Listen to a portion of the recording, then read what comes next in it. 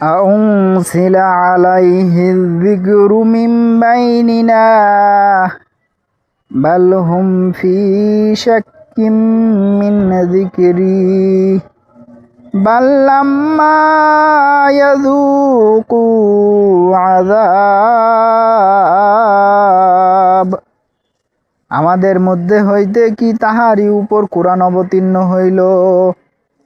প্রকৃতপক্ষে উহারা তো আমার কোরআনে সন্দিহান, উহারা এখনো আমার শাস্তি আস্বাদন করে নাই।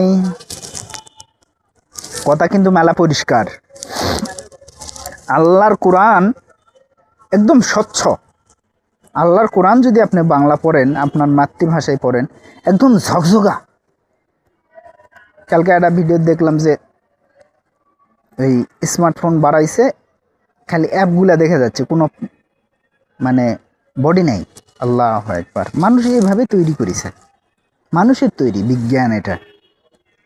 তাহলে আল্লাহর কোরআনটা আল্লাহর কথা, আল্লাহর অস্তিত্ব প্রমাণ করে। আয়াত মানে কি?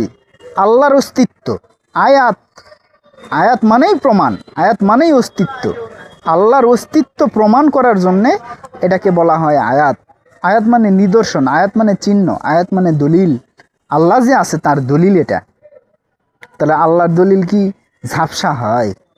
স্বচ্ছ, একদম স্বচ্ছ, কথাও পরিষ্কার। আউনজিলা আলাইহি যিকরু মিন বাইনিনা। বাইনিনা মানে আমাদের মাঝে, যিকরি মানে উপদেশ বা কোরআন, আলাইহি মানে তার উপরে, আ মানে কি? উনজিলা নাজিল হয়েছে, নাজিল করেছে, নাজিল হয়েছে।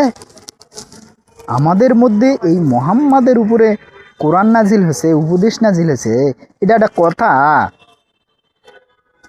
নওগাঁর আঞ্চলিকতা কথা বলতে ভাল লাগে আমার, কারণ নওগাঁর মানুষের একটা মায়া আছে, টান দিয়ে কথা বলে তো।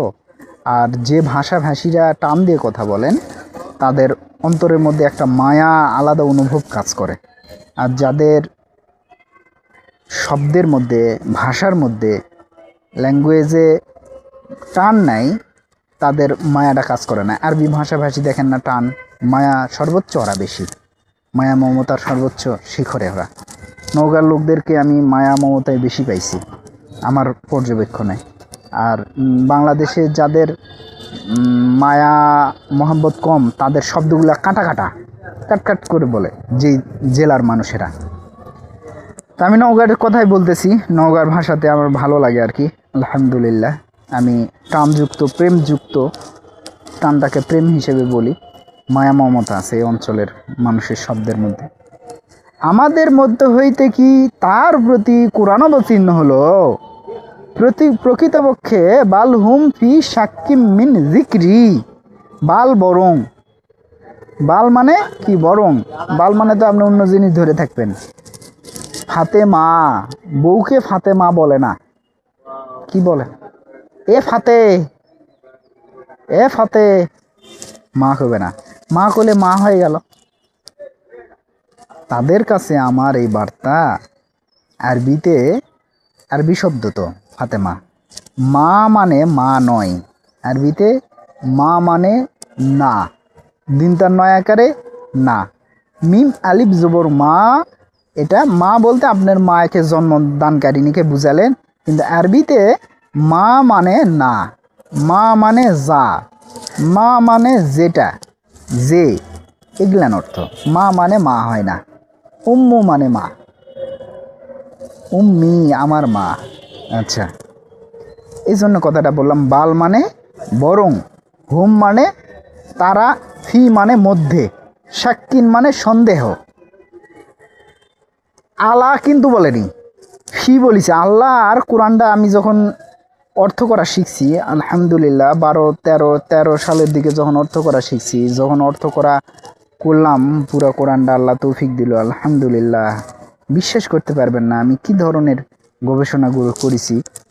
আর আল্লাহ তাআলা কথাগুলা বলিছেন, এমনভাবে বলিছেন একটা জাররা মানে একটা সরিষা দানা পরিমাণ এইদিকে ওইদিকে নাই। মানে এখানে আল্লাহ তাআলা ব্যবহার করেছেন ফি, ফি মানে মধ্যে। বাল হুম ফি শাক্কিম মিন যিকরি, ফি শব্দটা কেন নিলেন?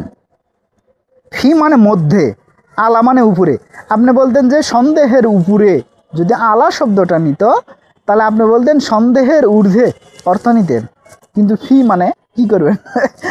একবারে ঢুকে দিতে হবে, মানে সন্দেহের ভিতরে সে যখন ঢুকে যাবে তখন গাই ফি শব্দটা ব্যবহার করছেন। আল্লাহু আকবার।